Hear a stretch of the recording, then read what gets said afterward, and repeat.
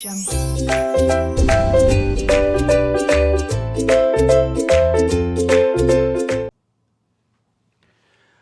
जी, नमस्ते। क्या हाल चाल हैं आपके? सर जी हम तो बहुत अच्छे हैं, आप बताइएगा। हम भी बहुत बहुत अच्छे हैं। प्रेम से बोलेंगे राधे राधे। स्टार्ट करें पूरा? चलो सर, बढ़ते हैं आगे की तरफ। सीए फाइनल की ये लास्ट अमेंडमेंट क्लास है। क्लास क्या, लास्ट पार्ट कह सकते हैं, क्योंकि कोई पार्ट 1 घंटे का है, कोई 1.5 घंटे का है, ऐसे करके है। जीएसटी वाला डिस्कशन हमारा कंप्लीट हो चुका है और अब हम बात कर रहे हैं कस्टम लॉ की। तो मेरा ये मानना है कि ये वाला जो डिस्कशन है लगभग 1 घंटे के आसपास का होना चाहिए, थोड़ा बहुत कम ज़्यादा, भगवान झूठ ना बुलाए। ये सभी बच्चों को देखना चाहिए, इट इज़ इम्पोर्टेंट। और ये सितंबर में आया था एंड तो ये सबको देखना चाहिए, ऐसा मेरा मानना है। ठीक है। और इस चैप्टर के नोट्स और जो पीछे अपनी नोटिंग रही है, ये मैं कल अपनी वेबसाइट पर अपडेट करा दूंगा फ्री रिसोर्सेज के अंदर, इकट्ठी सारी की सारी नोटिंग। ठीक है। तो दरअसल ये एक छोटा चैप्टर है जो कि बदलता रहा है। Custom IGCRD, import of goods at concessional rate of duty और for specified end use rules 2022, ये इसका अपडेटेड नाम है। पहले ये इसका नाम हुआ करता था कस्टम रूल्स IGCRD 2016। इवन अगर शुरू से बात करो तो सबसे पहले था ये 1996, उसके बाद ये हो गया 2016, फिर नया सेट इन्होंने लॉन्च किया। जीएसटी आया, फिर इन्होंने नया सेट लॉन्च किया। फिर 2021-22 में इन्होंने इसमें मेजर चेंजेस कर दिए और 2022 में ये नए लेकर आ गए। लेकिन यहां तक ये रूल्स एक मुखी थे, एक मुख वाले थे, एक मुंह वाले थे। लेकिन 2022 में अब डिजिट भी सारे दो दो दो आ रहे हैं ना, तो इन 2022 ये दो मुख वाले हो गए हैं। रुद्राक्ष नहीं होता है एक मुख वाला, दो मुख वाला, इसके दो मुंह हो गए हैं। Import of goods at concessional rate of duty और फॉर स्पेसिफाइड एंड यूज। अब ये दूसरा मुंह क्या बोलता है, इसी के चक्कर में सारा यहां पर खेल हुआ है। तो मैं इसकी कुछ बैकग्राउंड आपके सामने रखता हूं और मैं इस चैप्टर को थॉरली नए सिरे से ही पढ़ाकर चल रहा हूं आपको, पूरा चैप्टर। ठीक है। तो पहले बात करते हैं एप्लीकेबिलिटी। इन रूल्स की एप्लीकेबिलिटी किन किन व्यक्तियों पर आती है, किन किन इंपोर्टर्स पर आती है। तो हम जानते हैं पहली बात, जो एग्जम्पशंस होती हैं, एग्जम्पशन नोटिफिकेशन, इसको इश्यू करने की पावर दी हुई है section number 11 of customs act 1962 के अंदर। जब हम उस सेक्शन को पढ़ते हैं तो वहां लिखा हुआ है कि एग्जम्पशन नोटिफिकेशन दो तरह की हो सकती है।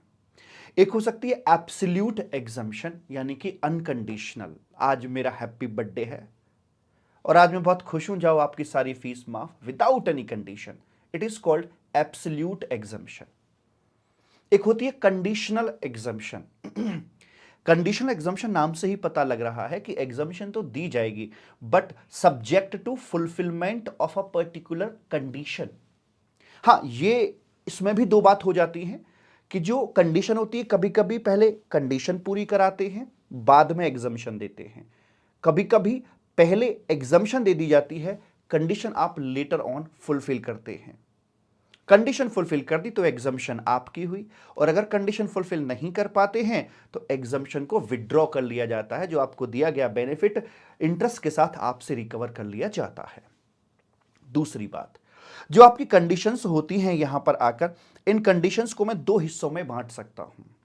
एक कंडीशन है एंड यूज से लिंक, कि ठीक है आप ये आर्टिकल इंपोर्ट कर रहे हो, अगर आप इस आर्टिकल का यूज पर्टिकुलर प्रोडक्ट की मैन्युफैक्चरिंग में लगाते हो तो एग्जम्पशन है, या इस आर्टिकल से आप पर्टिकुलर सर्विस देते हो तो एग्जम्पशन है, या फिर आप इस आर्टिकल से को ट्रेड करते हो, मैन्युफैक्चरिंग, सर्विस प्रोविजन और ट्रेडिंग, आप इसकी ट्रेडिंग करते हो किसी स्पेसिफाइड पर्सन को, जैसे मान लो मिलिट्री के लिए सप्लाई कर दिया है या किसी और व्यक्ति के लिए सप्लाई कर दिया है जो फर्दर कोई मैन्युफैक्चरिंग करता है या एंड यूज लेता है, व्हाटएवर, आप उसको ट्रेड करते हो। ट्रेडिंग में भी आपका रेसिपिएंट एक स्पेसिफाइड पर्सन है। तो this is the end use, this condition linked to end use. तो अगर आप ये कंडीशन पूरी करते हो तो एग्जम्पशन आपकी, वरना नहीं रहेगी। और जो इस तरह की ये एग्जम्पशन होती है, इसमें इट इज क्वाइट ऑब्वियस कि पहले यह तय होगा कि एग्जम्पशन दे दी जाए, एग्जम्पशन पहले दी जाएगी और कॉन्सिक्वेंटली जो कंडीशन है that will be fulfilled later on. अगर कंडीशन फुलफिल कर दी तो एग्जम्पशन रिमेन अलाउड, और अगर गिवन कंडीशन पूरी नहीं कर पाए तो एग्जम्पशन इंटरेस्ट के साथ आपसे रिकवर कर ली जाएगी। तो लिखा है यहां पर अंडर सेक्शन 25 इश्यू की जाती है एब्सोल्यूट, ओके, कंडीशनल। कंडीशनल में दो बातें हो गई, condition of and use and other conditions. And use क्या हो सकता है, कह सकते कि ये वाली मैन्युफैक्चरिंग में लगाओगे तो एग्जम्पशन है, प्रोविजन ऑफ स्पेसिफाइड सर्विस में लगाओगे तो एग्जम्पशन है, स्पेसिफाइड यानी कि इसमें बोलते हैं ट्रेडिंग वाले पॉइंट से, अदरवाइज स्पेसिफाइड यूज करते हो as sale to specified end user, तो आपको एग्जम्पशन दे दी जाएगी। Trading activity, manufacturing, service provision, trading, these are the specified end use, तो एग्जम्पशन आपको दी जाएगी। ठीक है जी। और इस सॉरी इस सिचुएशन में आकर ही आपको इन रूल्स को फॉलो करना पड़ेगा, क्योंकि हम कंडीशनल एग्जम्पशन आपको दे रहे हैं जो सबको अवेलेबल नहीं होता है। एक आग का दरिया पार करता है कंडीशन को फुलफिल करने के, अपने जिगर में आग रखता है, हम सिर्फ उसको एग्जम्पशन यहां पर दे रहे हैं। अगर कुछ दे रहे हैं तो कुछ लेंगे भी, आपके ऊपर कंट्रोल लेंगे, आपके ऊपर एक कवर बैठा के रखेंगे कि आपने उस कंडीशन को, उस एंड यूज को फुलफिल किया भी या नहीं किया है। इसी के लिए सेट ऑफ रूल्स अपना तैयार किया गया है, कंट्रोलिंग के लिए, चेक करने के लिए। अगर कर दिया है तो बल्ले बल्ले, और अगर आपने सेट ऑफ रूल्स को फॉलो नहीं किया है तो विद इंटरेस्ट आपको वो वापस करना पड़ जाएगा।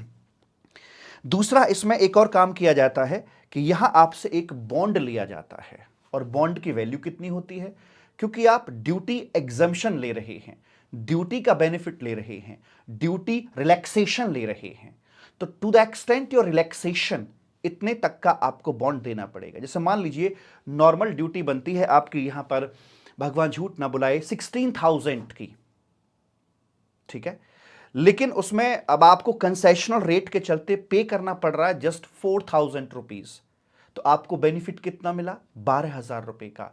तो this is the differential amount and you will have to submit a continuity bond of rupees 12,000। Continuity bond क्या है मैं बताता हूं।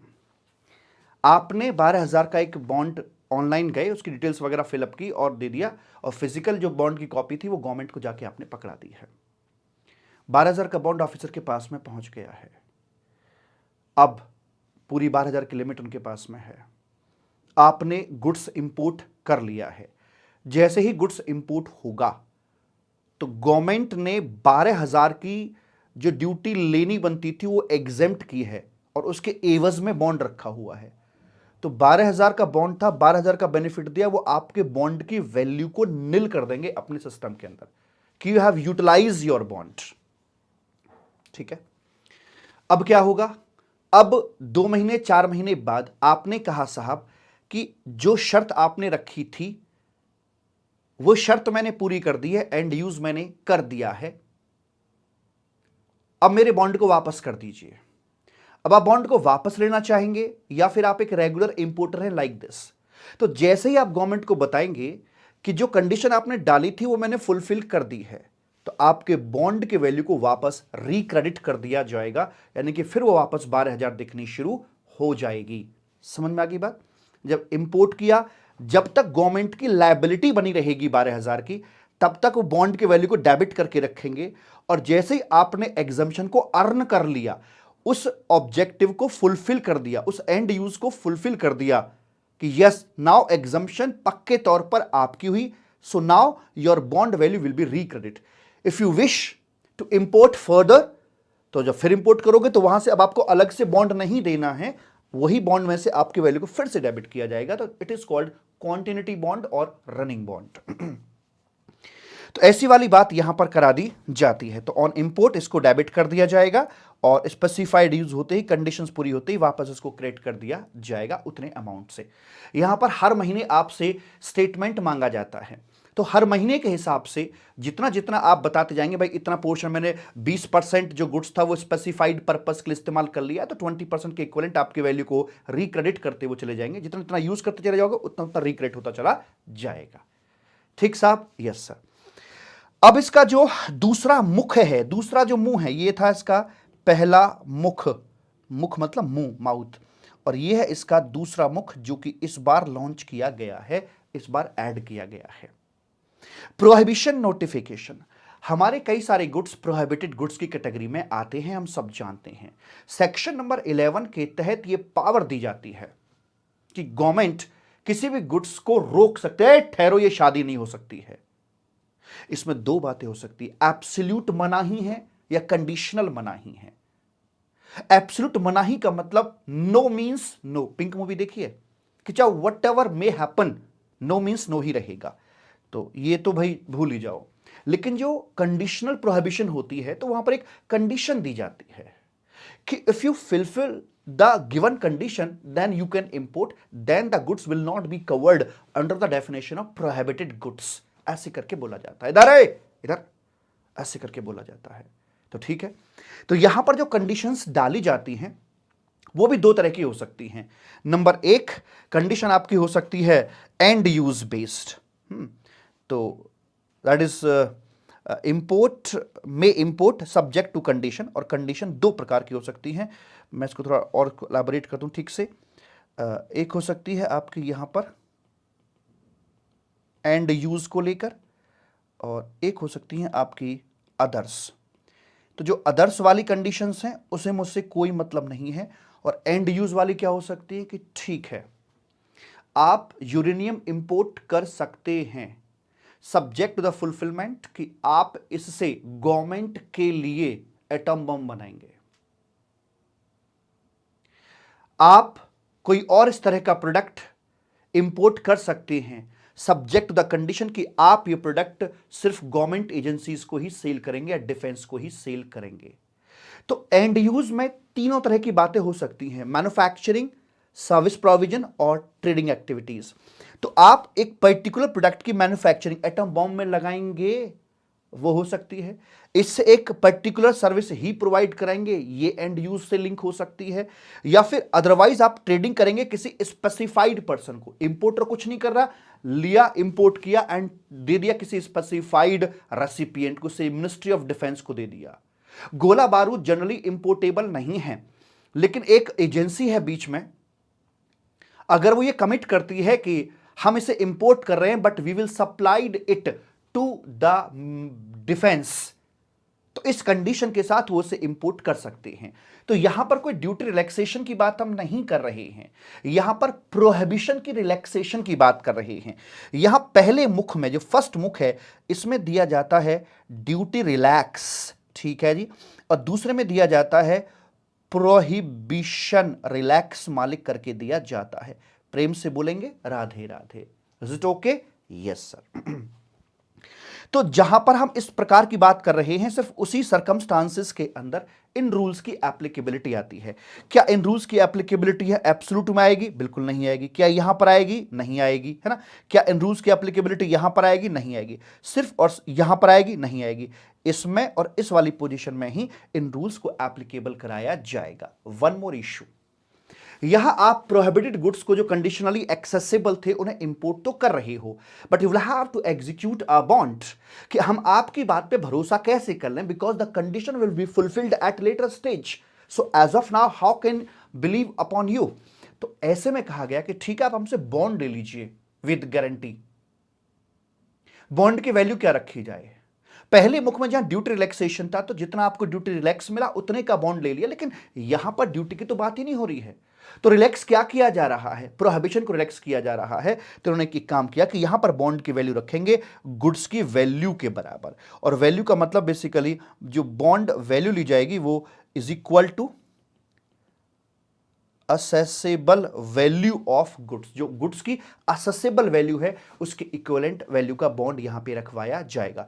तरीका वही होगा, मान लीजिए गुड्स की वैल्यू 10 लाख रुपए की है, आपने 10 लाख का गुड्स इंपोर्ट किया, तो जैसे इंपोर्ट करोगे आपके ऊपर लायबिलिटी क्रिएट हो जाती है, लेकिन गवर्नमेंट ने वो रिकवर नहीं करा। मतलब गवर्नमेंट ने सेफ्टी के तौर पे आपसे 10 लाख रुपए ले लिए, तो 10 लाख से आपका बॉन्ड डेबिट कर दिया जाएगा।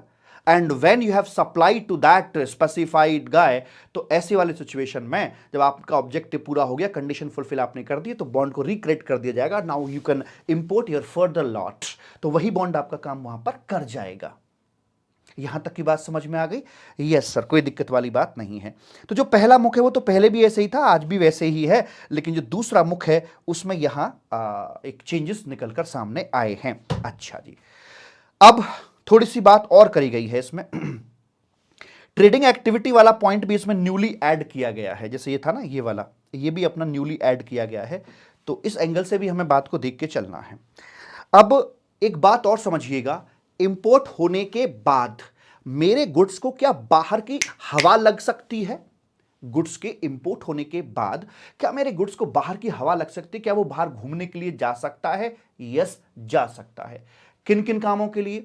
अगर मैं मैन्युफैक्चरर हूं और मैन्युफैक्चरिंग कर रहा हूं, तो मैन्युफैक्चरिंग के लिए 10 तरह के प्रोसेस का यूज किया जाता है। जैसे फैब्रिक टू रेडीमेड गारमेंट बनाना है तो भाई कटिंग है, श्रिंक प्रूफिंग है, ब्लीचिंग है, मर्सराइज, बहुत सारी एक्टिविटी। यार्न टू फैब्रिक अगर हम बना रहे हैं तो लगभग 12 तरह की प्रोसेस होती हैं, कि विविंग है, मर्सराइजिंग है, ब्लीचिंग है, श्रिंक प्रूफिंग है एंड ऑल।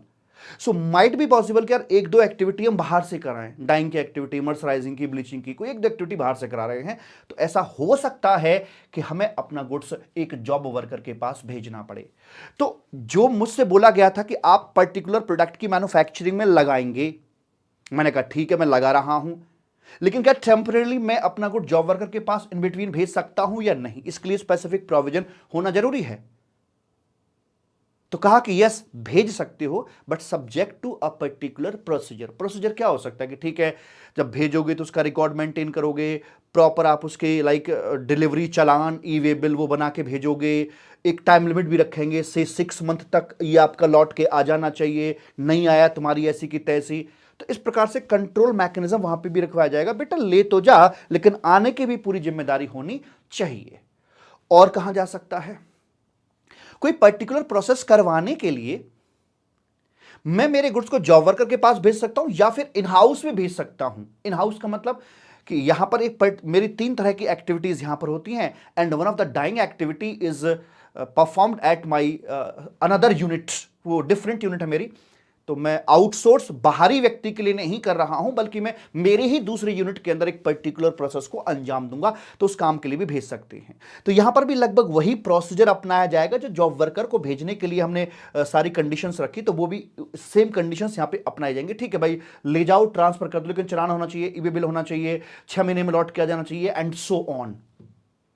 और तीसरा यह है कि जब मैं एक ट्रेडिंग एक्टिविटीज की बात कर रहा हूं, तो मैंने इंपोर्ट ही किया था किसी को देने के लिए, और वो बंदा उसका मैन्युफैक्चरिंग करे, एंड यूज करे, सर्विस, व्हाटएवर, मुझे पता नहीं, गवर्नमेंट ने जो बोला मैं वैसे कर रहा हूं कि ठीक है आप इंपोर्ट कर सकते हो, but you will have to supply to a particular guy. तो मैं उसे यहां पर दे दूंगा, प्रॉपर तरीके से इनवॉइसिंग होगी, ई वे बिल होगा, वगैरह वगैरह, वो सब किया जाएगा। और ऐसे में एक प्रॉब्लम ये आएगी कि मैं तो पूरे डिटेल्स अकाउंट्स वगैरह मेंटेन करूंगा, कब इंपोर्ट किया, कितना इंपोर्ट किया, किसको भेजा, क्या किया, मैं तो सारा कुछ करके ही चलूंगा, गवर्नमेंट को मंथली बेसिस पर इन्फॉर्म भी करूंगा।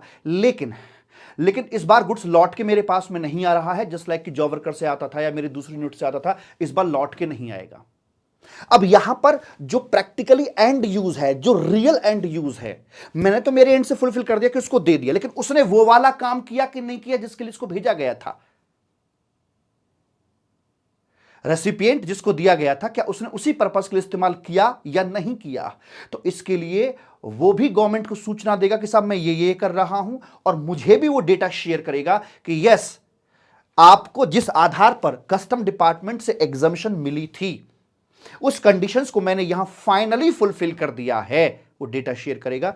इस डेटा को मैं भी गवर्नमेंट के साथ शेयर करके चलूंगा, तो मेरी एग्जम्पशन फाइनली सेफ यहां पर रहेगी।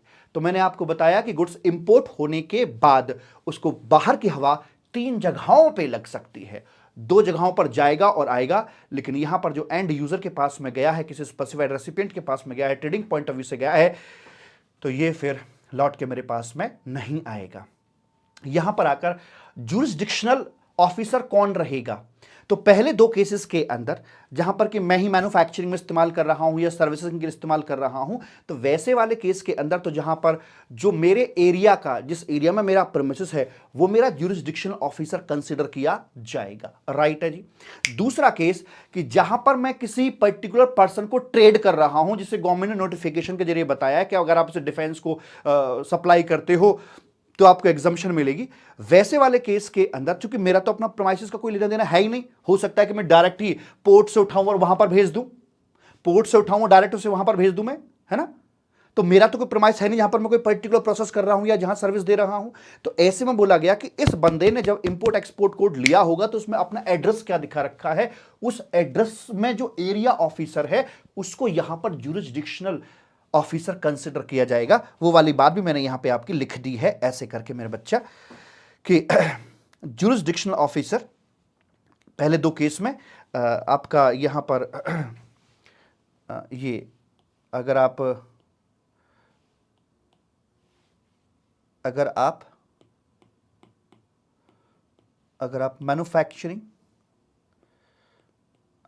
मैन्युफैक्चरिंग या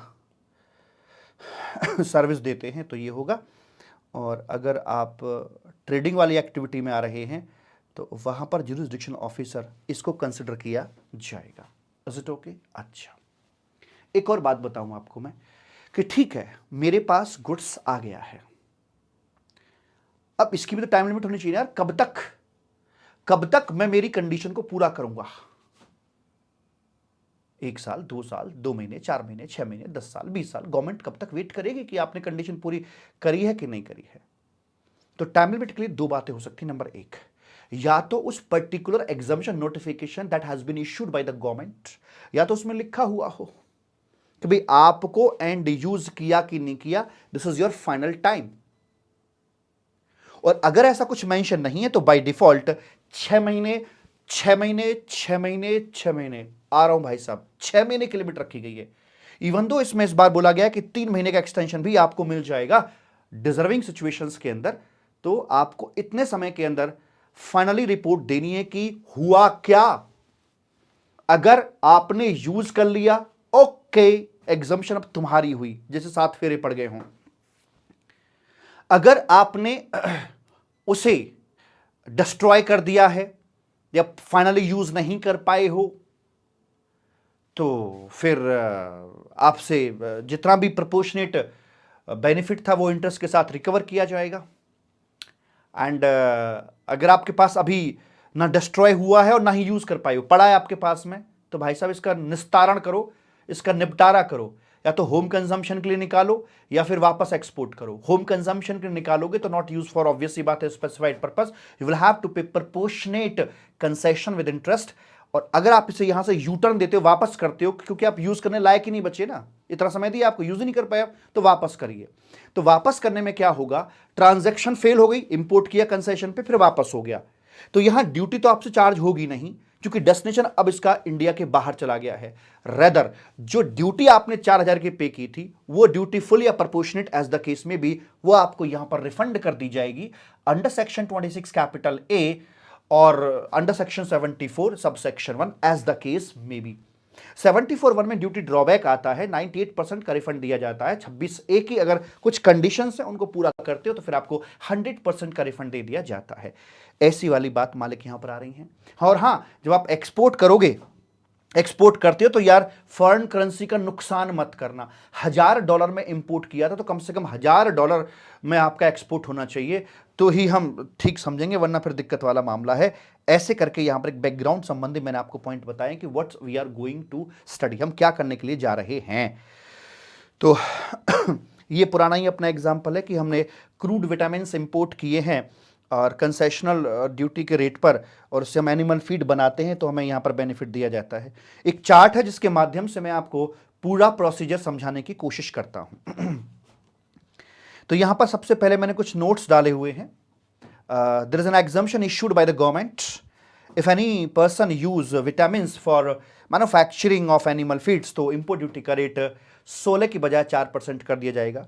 लाख रुपए की वैल्यू का गुड्स से स्टैंडर्ड ड्यूटी 16,000 की बनती है, 4,000 पे कर दोगे, 12,000 आपका बेनिफिट कंसेशन यहां पर बन जाता है। ऐसे में बॉन्ड आपको 12,000 का बनना पड़ेगा।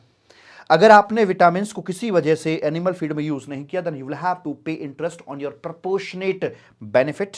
और अगर आप एक्सपोर्ट कर देते हैं वापस, तो वैसे वाले केस में जो ड्यूटी आपने भरी थी वो आपको वापस मिल जाएगी अंडर सेक्शन 26 कैपिटल ए और सेक्शन 74 सब सेक्शन 1। लेकिन नुकसान मत करना यार।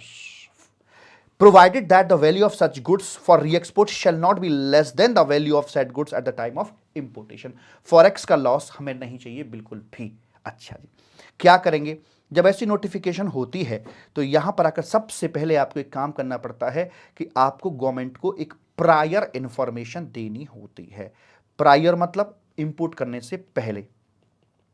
गवर्नमेंट का जो पोर्टल है icegate.gov.in पर आप जाएंगे और वहां पर जाकर आप फॉर्म फिल करेंगे IGCR1 करके।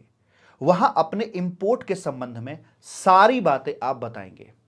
क्या कि देखो सबसे पहले ये कि मैं कौन सी वाली नोटिफिकेशन के तहत अपना ये बेनिफिट क्लेम करने जा रहा हूं, उसकी डिटेल मांगेंगे।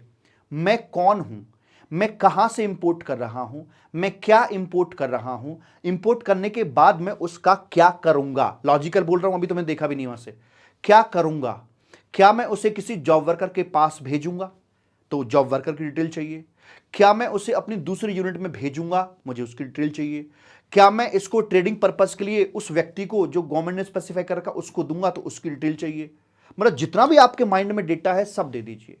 सर अगर मान लीजिए कि पहले से नहीं पता कि जॉब वर्कर के पास में भी जाना है, तो यहां जॉब वर्कर का कॉलम मैंने फ्री छोड़ दिया, भाई मैंने नहीं भेजना जॉब वर्कर के पास में, बट लेटर ऑन ऐसी स्टेज बनती है कि मुझे जॉब वर्कर के पास भेजना पड़ जाता है, तो क्या यह वापस अमेंडमेंट हो जाएगी इस फॉर्म के अंदर, IGCR के अंदर? यस, यहां पर आपकी अमेंडमेंट पॉसिबल है। लेटर ऑन कोई भी डेटा में चेंज आता तो यू कैन अमेंड इट।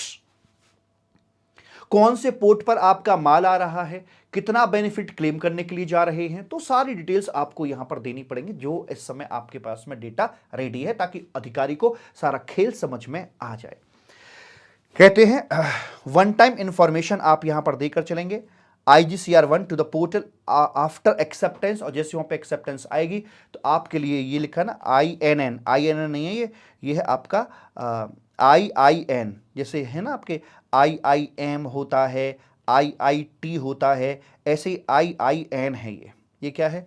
पहले आई का मतलब import of goods at concessional rate of duty, and दूसरा आई है यहां पर आपका आइडेंटिफिकेशन, और एन का मतलब नंबर, IIN। ठीक है जी, तो IIN एक जनरेट कर दिया जाएगा।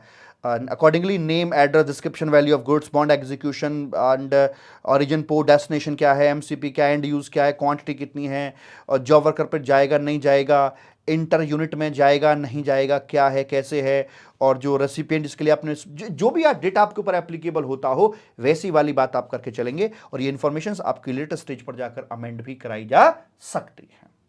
तो आपने अपने मन की पूरी भड़ास उनको सौंप दी, प्रायर इंफॉर्मेशन दे दी है, और साथ में आपको यहां एक बॉन्ड भी देना पड़ता है। बॉन्ड की जो वैल्यू है वो कितनी रहेगी? अगर आप क्या चाह रहे हैं, अगर आप ड्यूटी रिलैक्स चाह रहे हैं तो आपकी बॉन्ड की जो वैल्यू होगी, आपका ड्यूटी रिलैक्स चाह रहे हैं तो जो भी डिफरेंशियल आपकी ड्यूटी है, जितना आप सेव करना चाह रहे हैं उतने के बराबर जाएगा। और अगर आप प्रोहिबिशन रिलैक्स चाह रहे हैं तो वैसे वाले केस के अंदर आपकी जो असेसिबल वैल्यू ऑफ गुड्स है उसके इक्विवेलेंट आपको यहां पर बॉन्ड देना पड़ेगा। ठीक है भूरा? हाँ सर जी। अब आइए स्टेज नंबर बी पर। यहां आकर आप अपने गुड्स को इंडिया के बाहर से सेक्शन 29, 30, 31 करते हुए आपने इंपोर्ट कर लिया। आपका goods Mumbai custom port, MCP मतलब मुंबई कस्टम पोर्ट पर आ चुका है। अब आप उसे छुड़ाने के लिए बिल ऑफ एंट्री अपनी फाइल करेंगे। तो बिल ऑफ एंट्री फाइल करते समय आप अपना ये नंबर जरूर दीजिएगा, IIN, कि भाई साहब मैंने ऑलरेडी इंफॉर्मेशन आपको दे रखी है, दिस इज माई IIN, आप चेक कर सकते हैं उसको। एंड साथ में बॉन्ड की डिटेल भी आप वहां पर देंगे, और जैसे आपका इंपोर्ट हुआ आपका जो बॉन्ड है उसको इक्विवेलेंट अमाउंट से डेबिट कर दिया जाएगा, बिकॉज अब आप बंध गए हैं उतने अमाउंट के लिए, क्योंकि अगर आपने वादा पूरा नहीं किया और पेमेंट भी नहीं किया जितना आपका बनता था देना, तो बॉन्ड की वैल्यू को रियलाइज कर लिया जाएगा along with अदर डॉक्यूमेंट। और आपने यहां पर 4,000 की ड्यूटी का पेमेंट कर दिया। मैंने जो अपना बेस रखा है वो लिया है, जैसे हम ड्यूटी रिलैक्सेशन चाह रहे हैं, अगर बात प्रोहिबिशन वाले की, तो अकॉर्डिंगली वहां पर बॉन्ड की वैल्यू एंड ऑल वो सारा मोटेटिस मोटेंडिस यही चीज अप्लाई करा दी जाएगी। ओके सर जी, ये सी स्टेज पर आकर आपको यहां पर बेनिफिट मिल गया है और आप अपने घर आ गए हैं। बोलो बल्ले बल्ले।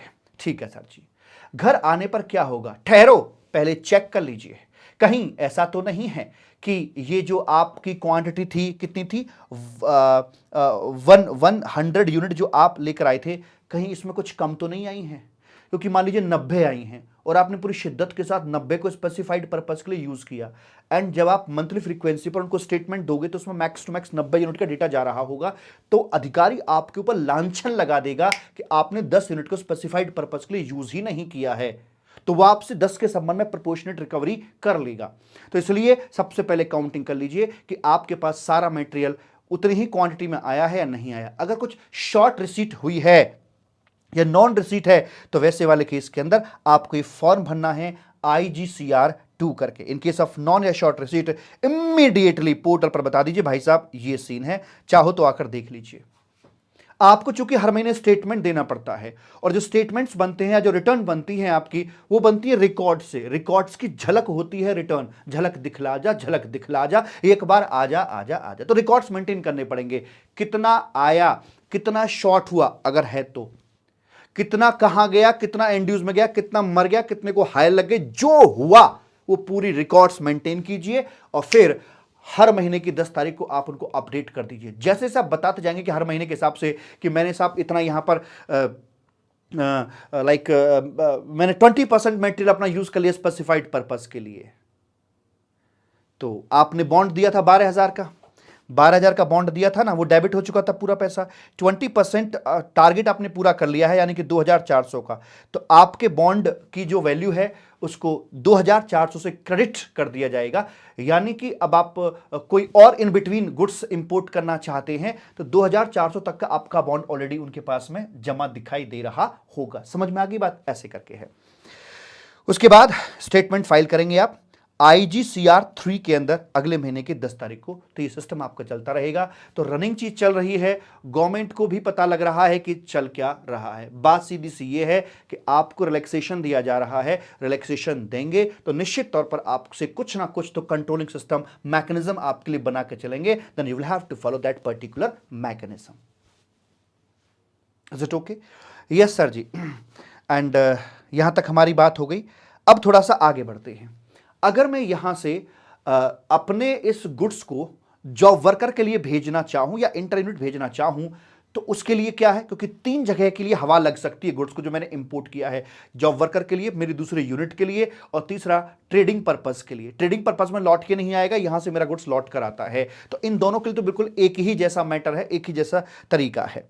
क्या बोलते हैं, जॉब वर्कर के पास भेजूंगा तो मैं importers and goods to job worker under an invoice or e way bill. वैसे यहां पर लॉ में लिखा इनवॉइस, बट इनवॉइस नहीं होना चाहिए। We know very well that हम गुड्स बेच नहीं रहे हैं, भेज रहे हैं। इनवॉइस से ओनरशिप शिफ्ट हो जाती है, लेकिन हम ओनरशिप शिफ्ट नहीं कर रहे हैं यहां पर। So here it should be read as delivery challan. GST में भी हमने ये देखा है। Importer shall maintain the record of goods sent to job worker during the month and show it in the monthly statement। बताएगा भैया इतना गुड्स मेरा जॉब वर्कर के पास में टेम्परेली गया हुआ है।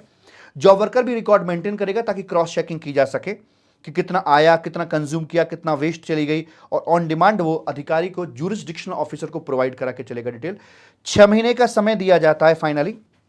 एंड काम खत्म होने के बाद जॉब वर्कर जहां कहेगा मेरे इशारे पर वहां पर इस गुड्स को भेज देगा। हो सकता है कि मैं मेरे गुड्स को यहां से वापस मंगा लूं, या हो सकता है कि मैं एक जॉब वर्कर से अगले जॉब वर्कर के पास भिजवाना चाह रहा हूं कि एक प्रोसेस यहां हो गई, अगली प्रोसेस अगले जॉब वर्कर के पास में जाके होगी। तो जैसे मैं बोलूंगा वो वैसे यहां पे करके चलेगा। और अगर कहीं कोई गड़बड़ हुई, कोई चीटिंग हुई, तो लट किस पे पड़ेगा भाई साहब? जॉब वर्कर पे या इंपोर्टर पे? इंपोर्टर पे पड़ेगा, क्योंकि बेनिफिट उसको दिया गया है, बॉन्ड उसका है, हाथ उसका दबा हुआ है, तो आगे सारी रिस्पॉन्सिबिलिटी उसकी है, अपने रिस्क पर आगे भेज रहा है। अगर कोई भी चीटिंग हुई तो जॉब वर्कर को छोड़ो, लट पड़ेगा इंपोर्टर पे आगे, सीधी बात और नो बकवास। ठीक है जी। और लट में क्या है, रिकवरी की जाएगी। एंड यहां जो भी आपसे प्रपोर्शनेट जो रिलैक्सेशन बनता था, जो इंपोर्ट ड्यूटी बनती थी, वो आपसे रिकवर की जाएगी। साथ में आपसे ब्याज भी लिया जाएगा, और साथ में फिर यहाँ पर एक पेनल्टी का क्लॉज भी आता है जो कि अप टू 2 लाख तक की हो सकती है, ऐसे करके मालिक बोल दिया जाता है। अप टू ₹2 लाख यहाँ पर ये हो सकती है पेनल्टी आपकी। ठीक है, ऐसे ही अगर मैं भेजता हूं मेरी दूसरी यूनिट को, तो अबव प्रोसीजर को मुटेटिस मुटेंडिस, मतलब वही जहां जॉब वर्कर है वहां another unit of the same assessee, ऐसे लिख दिया जाएगा। मुटेटिस मुटेंडिस इसको अप्लाई करा दिया जाएगा। ये नीचे के शब्द कुछ नहीं है, इनको हटा देना आप। ठीक है, वही प्रोसीजर अप्लाई कर दिया जाएगा। आई होप ये बात आपको समझ में आ गई होगी। हाँ बोलो, हाँ हाँ सर जी। और सर अगर हम मान लीजिए ऐसा करते हैं कि दे रहे हैं कि जैसे मान के चलिए ये मेरा यहाँ पर यूएसए है। ओके सर जी, क्योंकि हवा 3 जगह के लिए लग सकती है। नंबर 1, ये नंबर 2 आ गया बाहर की हवा, ये है बाहर की हवा लगना। ठीक है जी, ओके 1 2, और ये है अपना नंबर 3 पर आकर। नंबर 3 पर आकर ये कह रहा है कि यहाँ पर ये अमेरिका है, और यहाँ से हमने इंडिया में इंपोर्टर ने अपना ये गुड्स इंपोर्ट किया है, और ये इसे सप्लाई करना था, मान लीजिए डिफेंस को या किसी पर्टिकुलर पर्सन को यहाँ से सप्लाई करना था, या किसी मान लीजिए और बंदे को यहाँ से सप्लाई करना था, जो कि इसे इसका नाम ए है, इसका नाम बी है, जो इसे फर्दर यहाँ से एक्सपोर्ट करेगा, ऐसे करके मालिक। ठीक है, कि अगर आप एक ऐसे व्यक्ति को सप्लाई करते हो जो उसे फर्दर एक्सपोर्ट करेगा, तो हम आपको यहाँ ड्यूटी का पूरा पूरा रिलैक्सेशन दे देते। तो इंपोर्ट ड्यूटी की बात नहीं हुई। तो ये गवर्नमेंट को इन्फो करेगा किस बारे में, कि कितना इसने इंपोर्ट किया था, कितना इसने आगे डिस्पैच कर दिया है, कब डिस्पैच किया है, उसका इनवॉइस, यहाँ डिलीवरी चलाना, यहाँ इनवॉइस ही आएगा, इनवॉइस, ई वे बिल की डिटेल एटसेट्रा एंड ऑल। यानी कि यहाँ ये इंफॉर्मेशन और ये इंफॉर्मेशन जितनी भी हैं आने जाने की, ये आया और ये यहां से गया, आने जाने की दोनों इंफॉर्मेशन देके चलेंगे। लेकिन जो कंडीशन थी वो ये कि सामने वाला व्यक्ति उसे एक्सपोर्ट करेगा, तो हम आपको ये रिलैक्सेशन दे रहे हैं। एंड यूज इसके हाथों में था, तो ये व्यक्ति क्या करेगा, ये एंड यूज का डेटा गवर्नमेंट को भी शेयर करेगा, और साथ में ये डेटा इसको भी शेयर करके चलेगा, इसको आकर के ले भैया तू बता दे, ये प्रूफ पकड़, ये तू बता देना कि भाई ऐसे ऐसे करके है, और इसको शेयर कर दिया। एंड देन ये व्यक्ति ये डेटा गवर्नमेंट को शेयर करके चलेगा, अपने ऑफिसर को शेयर करके चलेगा, लीजिए साहब आपने बोला था, आपने इस शर्त पर मुझे एग्जम्पशन दी थी कि आगे वाला बंदा एक्सपोर्ट करेगा तो ड्यूटी एग्जम्पशन है, वहां से मेरे पास खबर आ गई है, उसने एक्सपोर्ट कर दिया है, तो लीजिए साहब अब एग्जम्पशन फाइनल तौर पर मेरी हो गई है, वैसे करके। तो ये 3 तरह की हवा उसको बाहर लग सकती थी, वो हमने यहां पर देखा है। अब आइए मैं कुछ बातों की और डिस्कशन यहाँ पे करके चलता हूं। डेफिनेशंस हैं। डेफिनेशंस में एक्ट का मतलब क्या बताया गया है। एक्ट का मतलब कस्टम एक्ट 1962 है। कैपिटल गुड्स का मतलब जिसे आप अपने बुक्स ऑफ अकाउंट के अंदर कैपिटलाइज करते हो, जैसे जीएसटी में डेफिनेशन, वैसे ही डेफिनेशन यहाँ दी गई है। एग्जम्पशन नोटिफिकेशन का मतलब वही जो सेक्शन 25 में इशू की जाती है। इन्फॉर्मेशन का जो आपने इनिशियली प्रायर इन्फॉर्मेशन गवर्नमेंट को दी थी उसकी बात कर रहे हैं। स्पेसिफाइड एंड यूज शब्द यहाँ पर निकल के आएगा, तो उसमें है आपका means dealing with the goods imported in manner specified in the notification and include supply of intended person. यानी कि तीसरे पार्ट की बात कर रहे हैं। जैसे एक होता है कि आप मैन्युफैक्चरिंग के लिए इस्तेमाल करो, आप सर्विसिंग के लिए इस्तेमाल करके चलो, या आप ट्रेडिंग पर्पस के लिए इस्तेमाल करके चलो, तो वहां पर यह है कि सामने वाले व्यक्ति के ऊपर ऑब्लिगेशन डाला है कि वो अगर इस तरह से इसका यूज करके चलता है तो हम बात करके चलेंगे। इंपोर्टर है और इसने गुड्स इंपोर्ट किया है, ये अपना इनपुट भी इंपोर्ट कर सकता है और कैपिटल गुड्स भी इंपोर्ट कर सकता है, लेकिन और यहां पर इसे ड्यूटी बेनिफिट मिल जाएगा सब्जेक्ट टू द कंडीशन कि आगे एंड यूज वाली बातों को पूरा करके चले, ठीक है जी। लेकिन यहां ये इसके लिए भी कर सकता है, इसके लिए भी कर सकता है ना, और सर्विस प्रोवाइडर, और इसमें तीसरा पैर और आ जाता है कि वो ट्रेडिंग पर्पस के लिए भी इसका यूज कर सकता है। तो 1, 2 और 3 कामों के लिए। लेकिन सर्विस प्रोविजन में आफ्टर सेल सर्विस की बात नहीं कर रहे हैं, क्योंकि यहां पर कुछ नई चीज जन्म नहीं ले रही है, एक रिस्ट्रिक्शन। और जो बाहर की हवा लगाने की बात कर रहे थे, तो जॉब वर्कर एक थर्ड पार्टी की तरह होता है। तो जो सेंसिटिव नेचर के गुड्स होते हैं, जो ज्वेलरी सेक्टर में की हम बात करके चल रहे होते हैं, तो वहां पर आप जॉब वर्कर को उसे सेंड नहीं कर सकते हो। इसका जॉब वर्क, जैसे मान लीजिए मैंने गोल्ड इंपोर्ट किया है, आई एम ए ज्वेलर, तो मैं उस पर ज्वेलरी बनाऊंगा, तो चूंकि सेंसिटिव गुड्स है, कंट्रोल करना भारी मुश्किल काम है और बड़ा प्रेशियस मेटल होता है, तो ऐसे वाले केस के अंदर it is not allowed for job work, आप इसे बाहर नहीं भेज सकते हैं, वैसी वाली बात बोलती जाती है, ठीक है जी। सर अपने दूसरी यूनिट में भेज सकते हैं, हाँ भेज सकते हैं, लेकिन आप थर्ड पार्टी को नहीं भेज सकते, तो वैसे करके यहां पर बोल दिया जाता है। ये पहले भी ऐसी था, आज भी ऐसे ही है। मैन्युफैक्चरिंग किसे कहते हैं? मैन्युफैक्चरिंग का मतलब होता है कि मैन्युफैक्चरिंग में एक प्रोसेस होती है। मैन्युफैक्चरिंग एक प्रोसेस का नाम है, लेकिन हर प्रोसेस मैन्युफैक्चरिंग प्रोसेस नहीं होती है। जैसे कि गोल्ड, सोना, सोना पीला होता है, लेकिन हर पीली चीज सोना नहीं होती है। तो मैन्युफैक्चरिंग एक प्रोसेस का नाम है, but every process does not amount to manufacture. We will have to check कि after the application of that particular process जो रिजल्टेंट गुड्स है, क्या वो एक नई कमोडिटी सामने निकल कर आ रही है। नई का मतलब क्या, उसका कोई नया नाम, नया यूज निकल के सामने आ रहा है। हाँ, अगर उसका नया यूज निकल के आ रहा है, नया नाम आए तो ये एक कंक्लूसिव टेस्ट नहीं होता, नया यूज आना चाहिए। नया यूज का मतलब which it did not bear earlier, जो पहले संभव नहीं था। जैसे कि फैब्रिक के ऊपर स्टिचिंग की प्रोसेस अप्लाई कर दी है और वो रेडीमेड गारमेंट यानी कि शर्ट बन जाता है। शर्ट को मैं पहनकर आ सकता हूं, तो शर्ट के पास ये यूज आ गया जो फैब्रिक के पास में नहीं था, फैब्रिक को लपेट कर नहीं आ सकता था, वैसे करके। दूध से दही बना दी है, प्रोसेस लगाई है, दही से हम क्या बना सकते हैं, कढ़ी बना सकते हैं, जो कि दूध से पॉसिबल नहीं होती है। तो एक ऐसा नया यूज आना चाहिए, जब ये रॉ मटेरियल फॉर्म में था उस समय पॉसिबल नहीं था वो यूज, ऐसा नया यूज आता है, तो प्रोसेस को मैन्युफैक्चरिंग प्रोसेस बोल दिया जाता है। तो प्रोसेस लगे, नया यूज आए, then the process will be called a manufacturing process। आगे बता दिया, अगर स्पेसिफाइड पर्पस के लिए इस्तेमाल किया तो ओके कोई दिक्कत नहीं है, लेकिन अगर आप नहीं कर पाए तो समय दिया जाता है आपको 6 + 3 मंथ का। मिसयूज वगैरह कर दिया तो एस्थेसी हो जाएगी, प्रपोर्शनेट अमाउंट पे करना पड़ेगा। इंडिया में भेजी तो ये भी करना पड़ेगा। एक्सपोर्ट कर दिया, वापस चला गया है गुड्स, तो वैसे वाले केस के अंदर फिर क्या होगा, आपको प्रपोर्शनेट जो अमाउंट आपका बनता है वो आपको यहां पर एक्सपोर्ट किया है तो जो ड्यूटी आप भर के आए थे ना, उसका भी आपको रिफंड दे दिया जाएगा, ना कि आपको अपनी पॉकेट से कुछ पे करना पड़ेगा। Is it okay? Yes sir. तो जैसे यहां पर आपने इंपोर्ट किए विटामिन एंड इंपोर्ट ड्यूटी 4000 की पे कर दी, आपका डिफेक्टिव या सरप्लस गुड्स यहां पर निकल कर आ गया था।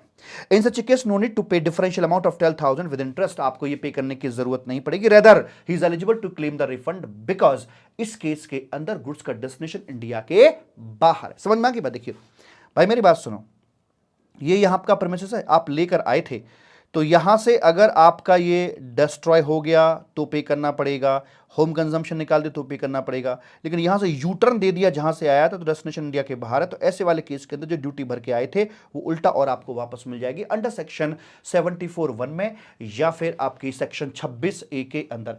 ऐसे करके मालिक यहां पर बोल दिया जाता है। प्रेम से बोलेंगे राधे राधे। आइए इसके ऊपर एक क्वेश्चन करके देखते हैं। 1000 किलोग्राम इंपोर्ट किया है 1/1/2020 को, ड्यूटी का रेट ये था, कंसेशन के बाद ये था, वैल्यू ये थी, तो ऑब्वियस सी बात है आपकी 16000 की यहाँ पर ड्यूटी बनती थी, जिसमें से आपने 4000 का पेमेंट कर दिया, तो आपने जो रिलैक्सेशन हासिल किया है वो 12000 का यहाँ पर किया है। एम आई राइट? Yes sir. तो उसके बाद में आपने 90% का यूज़ कर लिया इंटेंडेड पर्पस के लिए, 5% को रीएक्सपोर्ट कर दिया और बाकी 5% आपका लोकल सेल और डिस्ट्रॉय हो जाता है। इन दोनों का ट्रीटमेंट एक जैसा होगा बिकॉज आप इंटेंडेड पर्पस के लिए इस्तेमाल नहीं कर पाए। इसको आपने दे दिया यू टर्न, तो यू टर्न में सारा यू टर्न ही होगा भाई साहब, ठीक है जी। एंड तो जो 900 kg है उसमें तो ओके, जो आपका बेनिफिट बनता था वो आपका आपके पास में रहेगा, एग्जम्पशन रिमेन अलाउड। जो आपने 5% रीएक्सपोर्ट कर दिया है उसका क्या जी? तो रीएक्सपोर्ट करने पर तो डेस्टिनेशन इंडिया के बाहर चला गया, तो आपकी ड्यूटी लायबिलिटी जीरो होनी चाहिए, बट आप ऑलरेडी अमाउंट पे कर चुके हो। तो इसमें जो आप पे करके आए थे 4,000 रुपये, उसका 5% निकाला, 200 रुपये आया। अगर सेक्शन 26 एक ही शर्तों को पूरा करते हो तो आपको 200 रुपये का रिफंड मिलेगा, अदरवाइज सेक्शन 74(1) के तहत आपको 196 रुपये का रिफंड दे दिया जाएगा। जो 5% आपका डिस्ट्रॉय हो जाता है तो आपका टोटल कंसेशन बनता था 12,000 का, 12,000 का 5% हो जाता 600 रुपये। ये आपको ब्याज के साथ पे करना पड़ेगा। ब्याज कहाँ से लगेगा? जिस दिन आपने इंपोर्ट ड्यूटी पे की थी, यानी कि डेट ऑफ इंपोर्ट, इसका मतलब होता है जिस दिन आपका क्लियरेंस ऑर्डर बना था अंडर सेक्शन 47, तो वो आपका था सर जी यहाँ पर आकर इंपोर्ट किया था 1/1/2020 को। तो 1/1/2020 से लेकर मैं मान के चल रहा हूँ कि हमारी जो पेमेंट की डेट 10/4/2020 करके है, तो वैसे वाले केस के अंदर आपका ये इंटरेस्ट का अमाउंट बनेगा, राउंड ऑफ करूंगा 25 रुपये आएगा, 625 रुपये आपको यहां पर देने पड़ जाएंगे। करेक्ट? Yes sir. उसके बाद आगे क्या है? आगे बोलते हैं यहां पर आकर कैपिटल गुड्स के संबंध में। यहां पर इनपुट की तरह कैपिटल गुड्स भी आपका हो सकता है। तो आपने अगर इंडिया के बाहर से कैपिटल गुड्स इंपोर्ट किया है कंसेशनल रेट के तहत आकर, तो और आपने पूरा उसे इंटेंडेड पर्पस के लिए फुल्ली यूटिलाइज नहीं किया है जो आपके लिए बोला गया था, तो वैसे वाले केस के अंदर फिर आपको प्रपोर्शनेट अमाउंट पे करना पड़ जाएगा। तो यहाँ पर वैल्यू थी ₹1,00,000 की और आपने स्टैंडर्ड रेट 16% बनता था, कंसेशनल 4% था। आपको जो ड्यूटी रिलैक्सेशन मिला है वो 12,000 का यहाँ पर मिला है मालिक। ठीक है, तो 1/1/2022 को आपने पुट टू यूज में लगाया, एक्चुअल यूसेज आपने यहां से किया है, और 10 साल की इसकी लाइफ थी, लेकिन ये चला सिर्फ मालिक आपने यहां पर आकर से डिस्कार्ड कर दिया, आपने इसे क्लियरेंस में डाल दिया है, आपने होल लाइफ उसका इस्तेमाल नहीं किया है। यहां पर 10 साल की लाइफ रखी गई है लॉ के मुताबिक, जबकि जीएसटी के अंदर कैपिटल गुड्स की लाइफ को 5 साल डीम किया जाता है। ठीक है, तो यहां पर परसेंटेज दी हुई है, एक तरह से डेप्रिसिएशन परसेंटेज मान के चलिएगा। 4 तरह की परसेंटेज का इस्तेमाल किया गया है, 4%, 3%, 2.5%, 2%। आ रहा हूं भाई साहब, 4%, 3%, 2.5%, 2%। 4% का यूज एक बार हुआ है, 3% का यूज 2 बार हुआ है, 2.5% का यूज 2 बार हुआ है, बाकी टाइम आपकी रही है 2%। मतलब फर्स्ट ईयर में रहेगा 4%, फिर अगले 2 बार रहेगा आपका 3-3, फिर अगले 2 बार रहेगा 2.5-2.5, फिर 5 बार रहेगा आपका 2-2%। ये परसेंटेज पर क्वार्टर और पार्ट देयर ऑफ है। इसका मतलब अगर मैं 4 की मल्टीप्लाई करूंगा तो एनुअल डेप्रिसिएशन रेट मेरे सामने आ जाएगा, तो 16%, फिर 12-12, फिर 10-10, और फिर अपना 8-8 करके 5 साल तक चलेगा। आप चेक करके देख लीजिए 16 ये आ गया, 24 ये आ गया, 20 ये आ गया, और 40 अपना ये आ गया। 40 और 20 60, 60 70 80 90, और ये 100 अपना यहाँ ऐसे निकल के आ जाता है। तो इसमें आप देखिए कि आपने कितने समय उसे यूज किया, उतना छोड़कर बाकी का आपको रिफंड देना पड़ जाएगा, मतलब पैसा देना पड़ जाएगा। तो 1/1/2022 से लेकर 20 बार है 2023 तक, तो 4 क्वार्टर पहले साल के हो गए और 4 क्वार्टर अगले साल में हो गए। अगले साल में जो चौथा क्वार्टर पूरा नहीं हो रखा है, कुछ दिनों की कमी है, लेकिन पार्ट ऑफ द क्वार्टर को भी हम लोग पूरा क्वार्टर मानकर चलते हैं, ये बात हम अच्छे से जानते हैं। तो पहले साल में भी ये आ गया 16%, दूसरे का 12%, कुल मिलाकर 28% आपने यूज किया है, बाकी का आपको पे करना पड़ जाएगा। तो 12,000 में से 3360 आपका हुआ, बाकी आपको ब्याज के साथ लौटाना पड़ जाएगा। ब्याज कहां से कहां तक का लगेगा? जब आपने यहां से 1/1/2022 से लेकर यहां तक का ब्याज मालिक इसके ऊपर लगा दिया जाएगा, from the date of payment till, from the date of import till the date of payment का ब्याज आपको पे करना पड़ जाएगा। ऐसे करके मालिक बोल दिया जाता है। ठीक है जी, तो यहां पर आकर आपका ये चैप्टर कंप्लीट हो जाता है। रीडिंग ले लेते हैं, दिक्कत वाली कोई बात नहीं है, चीजें और स्ट्रेंथन हो जाती हैं हमारी आकर, या कुछ मिस कर रहे हों तो वो भी अपना निकल के सामने आ जाएगा। ठीक है जी। शॉर्ट टाइटल एंड कमेंसमेंट, तो इनका नाम है these rules may be called the customs import of goods at concessional rate of duty. ये इसका पहला मुंह हो गया, फर्स्ट मुंह, और दूसरा मुंह यहां पर और फॉर स्पेसिफाइड एंड यूज 2022 के नाम से दिया गया है।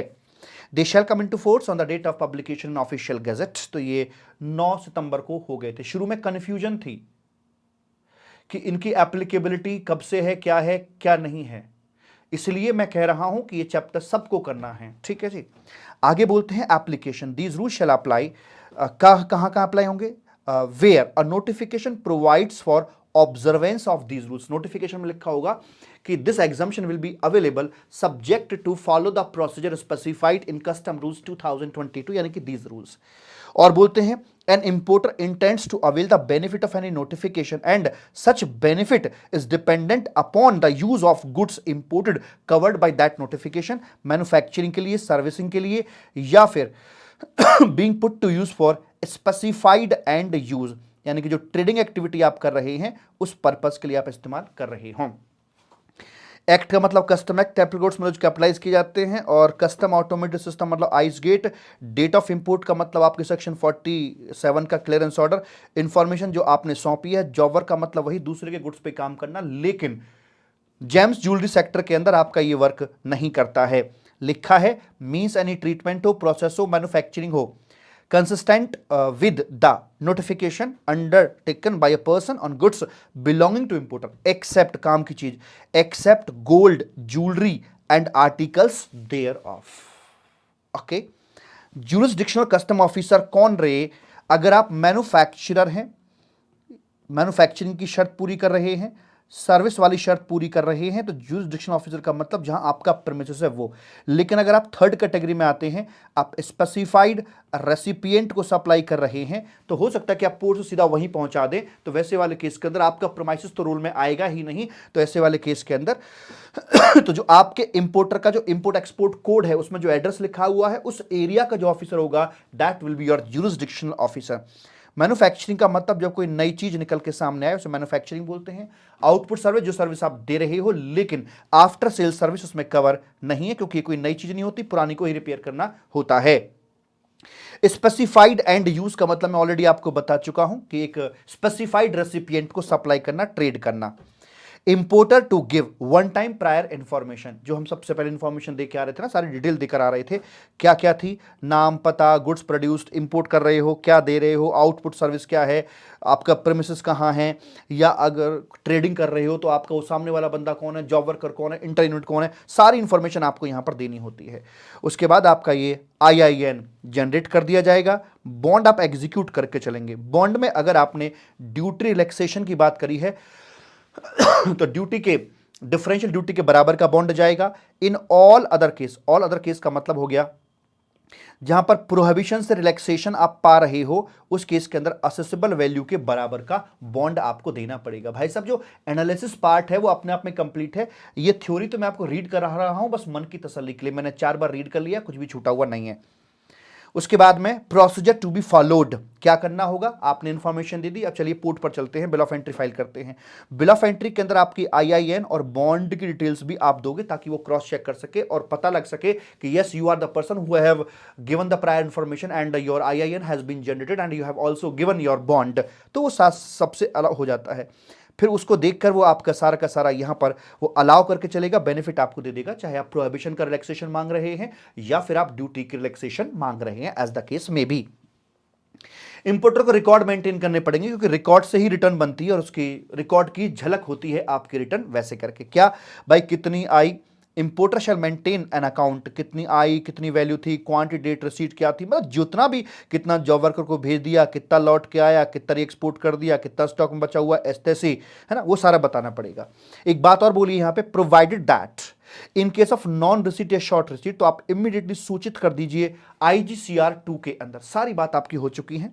मंथली स्टेटमेंट IGCR 3 के अंदर 10 तारीख तक आप यहां पर देकर चलेंगे। एक छोटी सी बात और जो मैंने वहां पे शामिल नहीं करी थी, provided that the importer may submit the detail of goods consumed in form IGCR 3A at any point of time for immediate recredit of the bond which shall become part of monthly statement of subsequent month. एक बार फिर से पढ़िए और बताइए इसका मतलब क्या है। मैं आपको बताता हूं, देखो आपने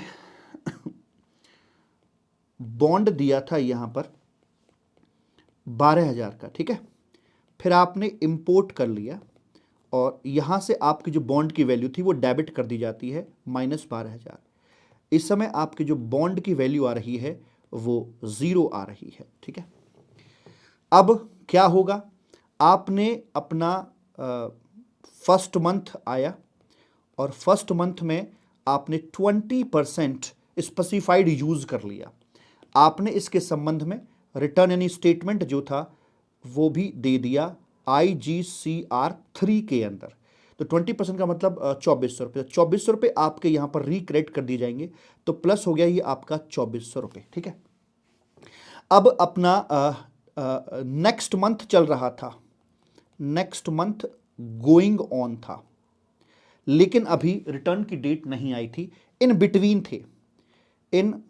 बिटवीन थे और आपका लगभग 10% काम हो चुका था, लेकिन अभी IGCR भरने का समय नहीं आया था। 10% का मतलब यह हो जाता है कि भाई 12,000 का 10% यानी कि 1200 रुपये आपके खाते में रिक्रेडिट और हो जाएंगे।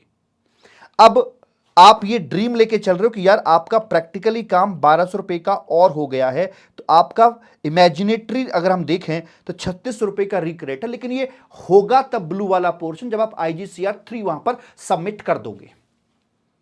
अब ऐसे में आपको कुछ गुड्स इन बिटवीन इंपोर्ट करना था, जिस पर 3600 रुपये का कंसेशन बनता था या 3000 का कंसेशन बनता था, लेकिन आपके बॉन्ड की value as of now in the government record 2400 रुपये का क्रेडिट आपका पड़ा हुआ था बस, लेकिन आपको 3000 या 3600 क्रेडिट चाहिए था। तो कहते हैं कि भाई आपका जो IGCR 3 का समय वो तो आगे करके है, तो इस केस में आप अपना भले ही IGCR 3 का समय नहीं आया है तो IGCR 3A भर दीजिए। एक तरीके से ही आपका प्रोविजनल स्टेटमेंट आपका चला जाएगा, जितना काम हो गया इमीडिएट भर दीजिए आप इसमें, जिससे कि आपका ये 1200 रुपये वहां पर क्रेडिट हो जाएगा और आप 3600 रुपये का कंसेशन वाला गुड्स अपने यहां पर इंपोर्ट कर सकते हैं। समझ में आ गई बात? फिर से पढ़ के देखो। Provided that the importer may submit the detail of goods consumed in IGCR 3A at any point of time for immediate recredit of the bond which shall become part of the monthly statement of the subsequent month। ये आपके अगले महीने के उसमें जाने वाला है, तो आप इन बिटवीन दे सकते हो सो दैट योर बॉन्ड की वैल्यू इमीडिएट रिक्रेडिट हो जाए। आई होप ये पॉइंट आपको समझ में आ गया होगा। ठीक है जी, अब ये है आपकी यहां पर हवा लगाने की बात कर रहे हैं, ये है हवा number 1, rule number 7। Rule number 8 ये आ गया आपका हवा नंबर 2, गुड्स को बाहर की हवा लगने वाली है और ये लगेगी हवा नंबर 2 यहां पर आकर, और ये है आपकी तीसरी यहां पर लगेगी हवा नंबर 3 आकर। ठीक है, तो जब हवा नंबर 1 लग रही है तो क्या जॉब वर्कर के पास में जा रहा है, तो मेंटेन करने पड़ेंगे आपको रिकॉर्ड। आप अपने गुड्स को आगे भेजोगे, the importer shall send the goods to the premises of the job worker under an invoice और where applicable through an electronic e bill. मैंने ये बोला था कि यहां पर इनवॉइस की जगह डिलीवरी चालान होना चाहिए, because you are not selling the goods, आप बेच नहीं रहे हो, आप भेज रहे हो। Maximum period of job work, कुछ 6 महीने का समय आपको यहां पर दिया गया है। अगर स्पेसिफाइड पर्पस के लिए इस्तेमाल नहीं किया तो जॉब वर्क को कुछ नहीं होगा, जो लट पड़ेगा वो आपकी कमर पे यहां पे पड़ जाएगा, जो पेनल्टी प्रोसिक्यूशंस वगैरह जो भी है वो आपके ऊपर एप्लीकेबल हो जाएगा, जहां पर आपको अप टू ₹2 लाख तक की पेनल्टी लगाई जा सकती है इंपोर्टर के ऊपर, क्योंकि गवर्नमेंट का गुनेगार वो है, गवर्नमेंट ने बेनिफिट उसको दिया है। जॉब वर्कर को भी सारा रिकॉर्ड वगैरह सब मेंटेन करना पड़ेगा, समय पर दिखाना पड़ जाएगा। हवा नंबर 2 ये है कि आप अपनी इंटरनेट में लेके जा रहे हैं, तो वहां भी लगभग सेम प्रोसीजर है। आप रिकॉर्ड मेंटेन करोगे, इनवॉइस या ई बिल के तहत आगे माल भेजोगे, यहां पर भी डिलीवरी चालान होना चाहिए था, मेंटेन किए जाएंगे रिकॉर्ड, प्रोड्यूस करोगे, लगभग बिल्कुल सेम का सेम जैसे हवा नंबर 1 में था वैसे ही यहां पर है, क्योंकि यहां पर गुड्स लौट कर आता है। ये हवा नंबर 3 है, यहां थोड़ा सा अलग किया गया है, मेंटेन करने हैं record, importer shall maintain record वो करके चलेगा, send the goods to importer आगे भेजेगा, इनवॉइस यहां ठीक है क्योंकि गुड्स इस बार लौट के आने वाला नहीं है।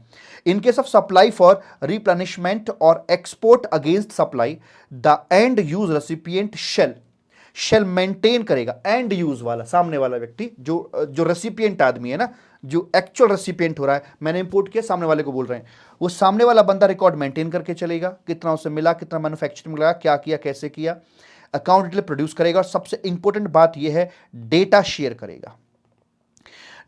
करेगा, produce the relevant detail to the importer, मुझे सामने वाला बंदा और मुझे डिटेल यहां पर शेयर करके चलेगा, ताकि मैं ये सिद्ध कर सकूं कि साहब जिस बेस पर मैंने आपसे एग्जम्पशन ली थी, रिलैक्सेशन लिया था कि भाई सामने वाले को मैं दे रहा हूं, उसे आगे एक्सपोर्ट करके चलेगा, तो उसने एक्सपोर्ट कर दिया है। तो ये बात मैं आपको पहले ही बता चुका था। उसके बाद में 10वां आता है री एक्सपोर्ट और clearance of goods for defective वगैरह। डिफेक्टिव वगैरह है, अनयूटिलाइज्ड है, तो भैया या तो 6 महीने प्लस 3 महीने का समय दिया गया है, या तो नोटिफिकेशन में स्पेसिफाई कर रखा होगा, वरना 6 महीने और एक्सटेंशन के बाद वो 3 महीने तक की बात की जा सकती है। री एक्सपोर्ट कर दिया तो आपको पैसा वापस मिल जाएगा। क्लियरेंस फॉर होम कंजम्पशन कर दिया है तो फिर वैसे में आपको डिफरेंशियल ड्यूटी का पेमेंट करना पड़ जाएगा। कैपिटल गुड्स के लिए परसेंटेज आपकी यहां पर दे रखी, जैसे मैंने आपको एग्जांपल में करके दिखाया।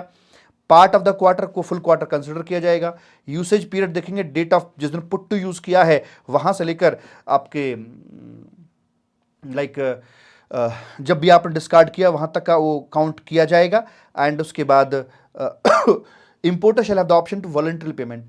ऐसा नहीं, देखिए आप जब आपकी लायबिलिटी क्रिएट हो जाती है तो आप वॉलंटरी पेमेंट कर दीजिए कि साहब ये मेरा बनता है, ब्याज का तो मैंने पे कर दिया। नहीं पे करोगे तो आपकी बैंक जो गारंटी थी उसको इन कैश वो एक्चुअल में करा लेंगे। Recovery of duty in certain cases, तो ऑब्वियस ही बात होगा कि जब डिस्ट्रॉय वगैरह कर दिया जाएगा तो जो बॉन्ड वैल्यू है वो आपकी फुली या प्रोपोर्शनेटली रिकवर कर लिया जाएगा। और प्रोहिबिशन वाला गुड्स था तो जो असेसेबल वैल्यू के बराबर का बॉन्ड था उतना पैसा आपको पे करना पड़ेगा। पे नहीं किया है तो फिर आपके बॉन्ड की जो बैंक गारंटी थी उसको यहां पर आकर इन कैश करवा लेंगे। अगर कोई भी चीटिंग वगैरह का प्रॉब्लम हुई तो सेक्शन नंबर 158(2) क्लॉज 2 के अंदर जो अमाउंट दे रखा है पेनल्टी का, जो कि वहां पर मैंने जाकर देखा तो वो 2 लाख रुपए तक का है, तो वो आपको पेनल्टी यहां पे लगा दी जाएगी। और पहले ये रूल्स का नाम था 1996, अभी है 2016, फिर हुआ 2017 और अभी ये है 2022। इसका मतलब क्या है मैं बताना चाहता हूं। देखिए मान के चलिए इन द ईयर ऑफ 2017, ठीक है, वहां पर एक आपको कंसेशनल रेट के लिए एक एग्जम्पशन नोटिफिकेशन इशू की जाती है, तो उसमें रेफरेंस आ रहा होगा कस्टम रूल्स 2017 का, है ना, उसमें रेफरेंस आ रहा होगा कस्टम रूल 2017 नोटिफिकेशन के अंदर। ऐसी अलग अलग टाइम पर अलग अलग नोटिफिकेशन इशू की गई, तो उस टाइम पर जौन से रूल इफेक्टिव थे उस रूल्स का रेफरेंस वहां पर दे रखा है। आज सेट ऑफ रूल्स आ गया है अपना 2022 करके है। तो मेरा सवाल आप लोगों से यह है कि हर एक उस नोटिफिकेशन में जाकर हर जगह 2022 करके आए, या फिर एक रूल में प्रोविजन डाल दें कि भैया मेरी बात सुनो, अगर किसी पुरानी नोटिफिकेशन में कस्टम रूल 2016 का रेफरेंस है या 2017 का रेफरेंस है या 1996 का रेफरेंस है, उन सभी को ऐसे पढ़ा जाएगा जैसे कि वो कस्टम रूल 2022 वहां पे लिखा हुआ है। वो वाली क्लैरिफिकेशन आपकी यहां पर दे दी गई है। आई होप ये बात आपको समझ में आ गई होगी और यहां पर आकर ये आपका चैप्टर कंप्लीट हो जाता है। प्रेम से बोलेंगे Radhe Radhe. Amendment foreign trade policy, ये कोई बेसिकली अमेंडमेंट नहीं है, no amendment basically at all. लिखा क्या सर जी? कुछ नहीं लिखा।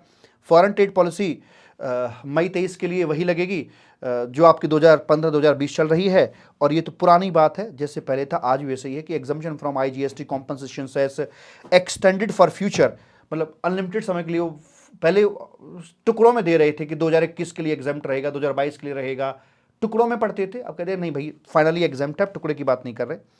Exemption from IGST and compensation cess extended for future in case of import under advance authorization EPCG। अगर आप इन स्कीम के तहत इंपोर्ट करते हैं तो IGST और compensation cess पहले भी एग्जाम था, आज भी है और आगे भी एग्जाम रहेगा। तो प्रैक्टिकली यहां पर कोई अमेंडमेंट नहीं है। तो यहां पर आकर आपकी CA फाइनल की ऑल अमेंडमेंट्स कंप्लीट हो जाती है मेरे बच्चा। Thank you so much, wish you all the very best. Bye है और टाटा है और ढेर सारा लव यू है मेरे बच्चा। बाय। राधा रानी की कृपा आपके ऊपर यूं ही बरसती रहे। अमेंडमेंट्स को अच्छे से करके जाइएगा और मैं समय समय पर आपके लिए और नई नई चीजें लेता आऊंगा। ठीक है, बाय बाय।